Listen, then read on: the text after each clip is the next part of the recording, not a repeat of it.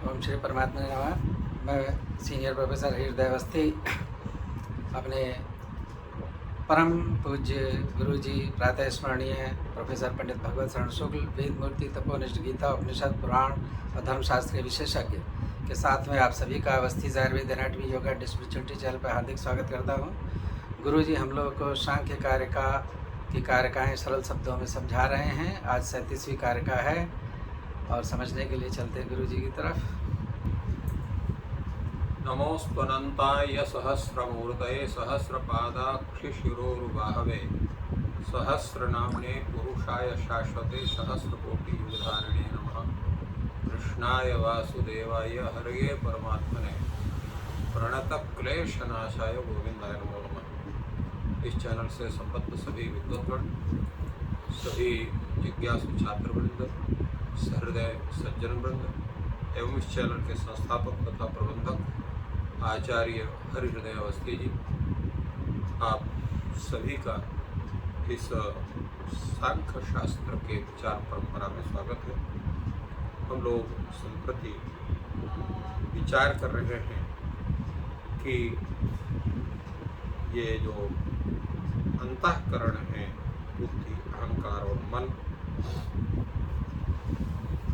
तो इसमें यह बुद्धि जो है मन और अहंकार के साथ संपूर्ण विषयों का अवगाहन करती है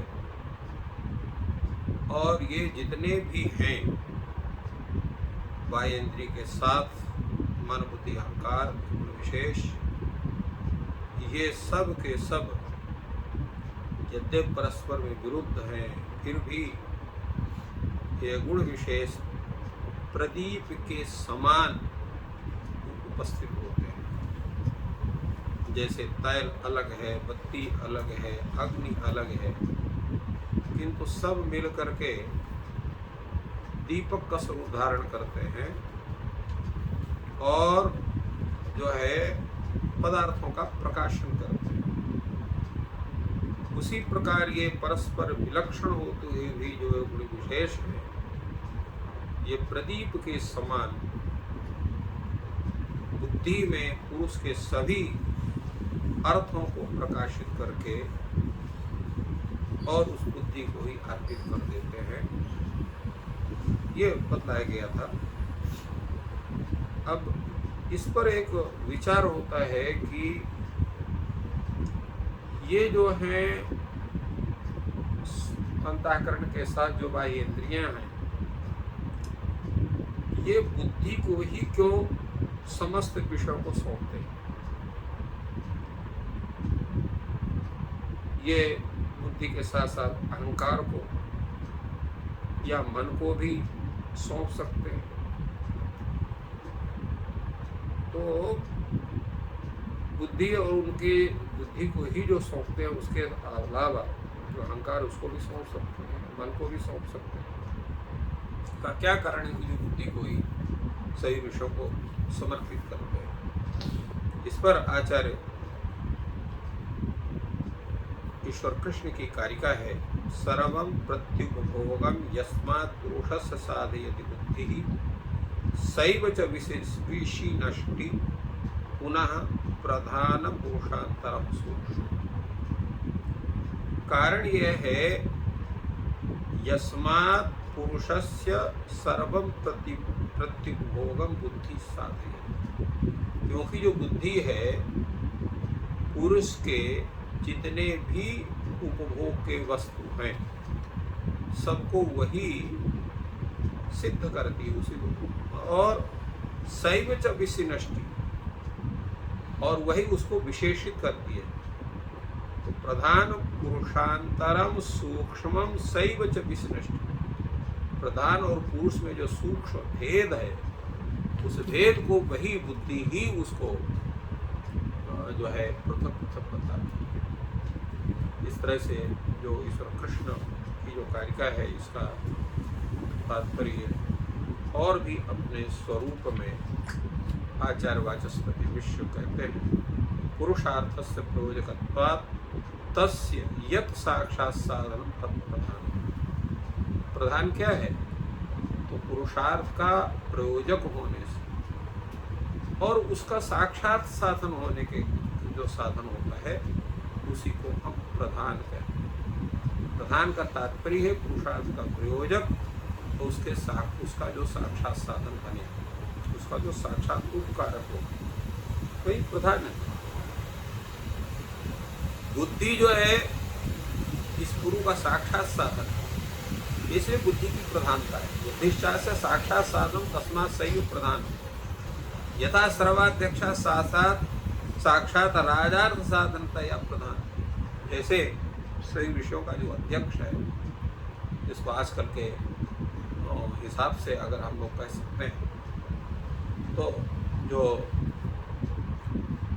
जो है प्रधान जो सचिव होता है, भारतवर्ष का जो संपूर्ण का जो प्रधान सचिव होगा, जो सभी जितने भी सचिव हैं या अन्य जितने अधिकारी हैं सबको आदेशित करता है, तो सर्वाध्यक्ष वही है। तो सर्वाध्यक्षा साक्षात राजार्थ साधनतया प्रधानम। तो जो सर्वाध्यक्ष है वो साक्षात राजा से संबंधित या राज्य से संबंधित जितने भी कार्य विशेष हैं उनका सबका वो साथ जो है उनका संप्रेरक होने के कारण, साक्षात उनका जो है सिद्ध करने के कारण वो प्रधान होता है। और जो अन्य होते हैं इतरे च ग्रामाध्यक्षादया तत्प्रतिगुण भूता, और जो अन्य जितने भी ग्राम आदि ग्राम है, नगर है आदि के जो भी जो अध्यक्ष आदि हैं तत्प्रतिगुण भूता है, उसी के प्रतिनिधि अप्रधान। यहाँ पर भी इसी तरह से बुद्धि ही पुरुष सन्निधानात् तच्छायापत्या तद्रूपमेव सर्वविषयो भोग पुरुष साधे। बुद्धि क्या है? तो पुरुष के सबसे नजदीक। बुद्धि ही पुरुष सन्निधानात्, तो पुरुष के सन्निकट होने के कारण क्या है वो? तो पुरुष सन्निधान तच्छायापत्या तद्रूपमेव। तो वह जो बुद्धि है पुरुष के अत्यंत समीप होने के कारण जो उस पुरुष का प्रतिबिंब है वो भी पुरुष में ही दिखाई पड़ता है।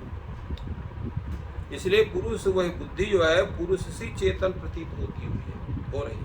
तद्रूप में व सर्वम सर्वविषयो भोग पुरुष से साधे। संपूर्ण जो है छायापत्ति अर्थात उसका जो है प्रतिबिंब रूप होकर के तदपुरुष रूप में ही होकर के सर्व विषयोपभोगम, संपूर्ण विषयों के उपभोग को, किसके उपभोग को? पुरुष के उपभोग को, पुरुष के उपभोग के रूप में सर्व विषयोपभोगम साधयति सिद्ध करते। ये विषयोपभोग है क्या चीज? तो विषयोपभोग है सुख दुखानुभवो ही होगा। सुख और दुख का अनुभव करना। सुख क्या है? सुख है अनुकूल वेदनीयत, दुख है प्रतिकूल वेदनीयत। जो व्यवहार हमारे अनुकूल होते हैं उसको सुख कहा जाएगा, जो व्यवहार हमारे प्रतिकूल होते हैं उनको दुख कहा जाएगा। तो सुख दुखानुभव वही भोग है, वही भोग है। सच बुद्धौ, और होता कहाँ है? वो बुद्धि में होता है।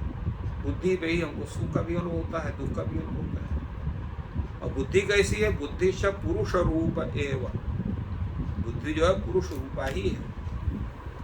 और वह जो बुद्धि है वह बुद्धि क्या करती है? पुरुषम उपभोजयति, पुरुष को जो है वो संपूर्ण भोग साधनों को दिलाती है। उससे क्या होता है? यथार्थ लोचन संकल्पाभिमानाश्च तत्तद्रूप परिणामेन बुद्धौ उपसंक्रांताः। अब उस पुरुष के साथ उसका संबंध होने के कारण होता क्या है?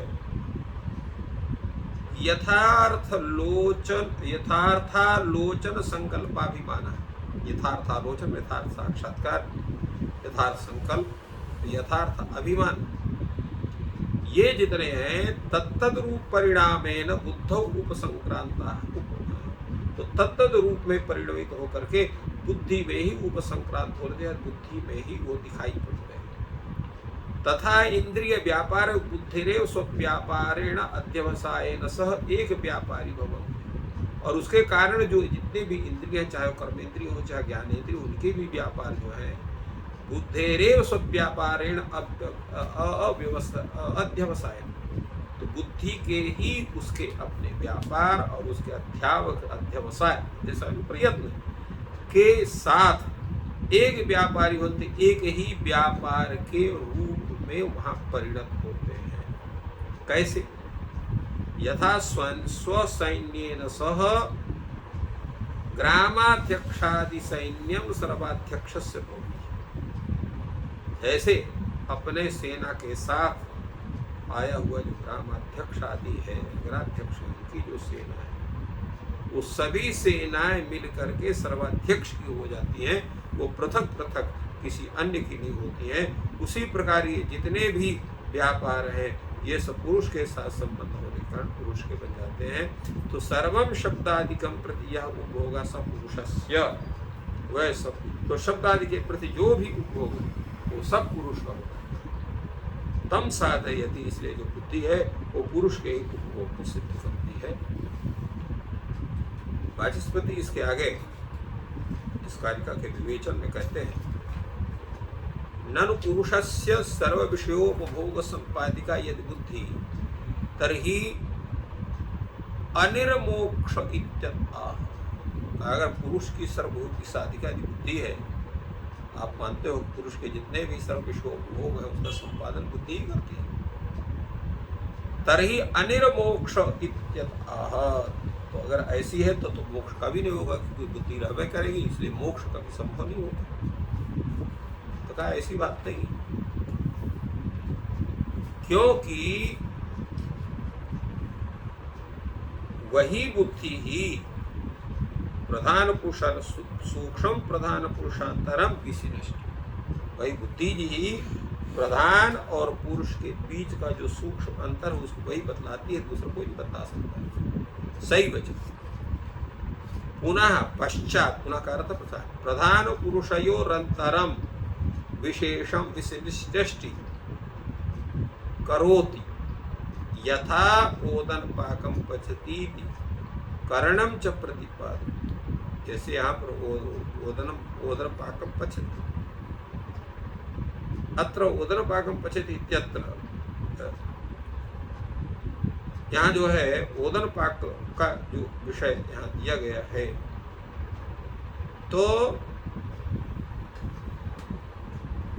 यहाँ जो ये कहते हैं प्रधान और पुरुष के भेद को बतलाती विष्णु को बताता अलग है। जैसे ओदन पाक को पका रहा है, तो ये जो पकाना है व्यापार है, जो करणम च, तो इसमें क्या होता है, जो करण है अर्थात व्यापार है उसका प्रतिपादन होता है।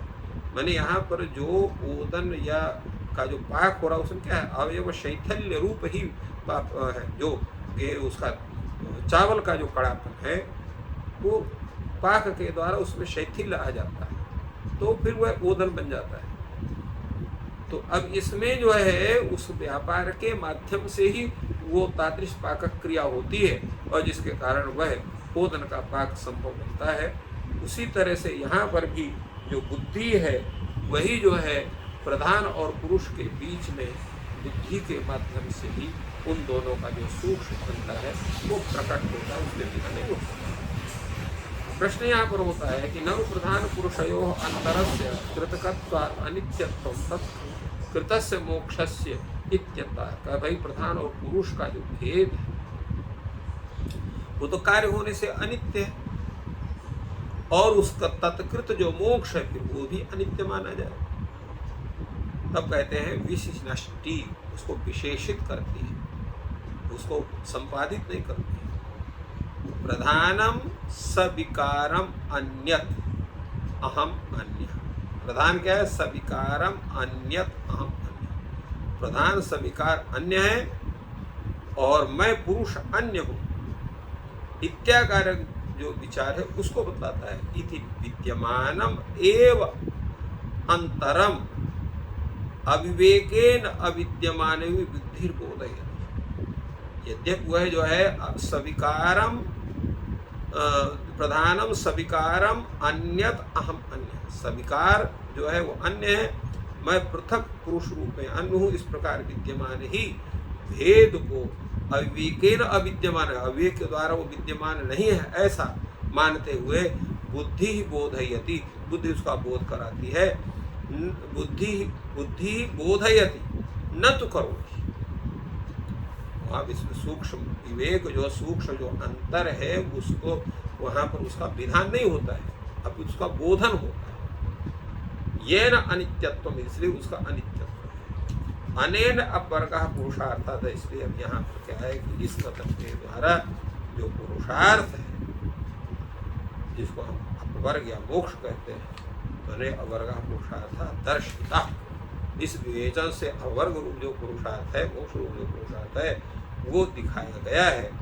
सूक्ष्मम दुर्लक्ष्यम तद अनंतर, तो सूक्ष्म है दुर्लक्ष्य है, तदनंतर वही जो है उसका सूक्ष्म भेद पाया जाता है। तो इस प्रकार इस कारिका में जो दोनों का जो विशेष वैलक्षण्य था उसको यहाँ पर बहुत ही सही ढंग से आचार्य वाचस्पति मिश्र ने इस कारिका के व्याख्यान के अवसर पर प्रस्तुत की। इस प्रकार गुरुजी ने बहुत ही सरल शब्दों में इस कारिका का अर्थ हम लोगों को समझाया।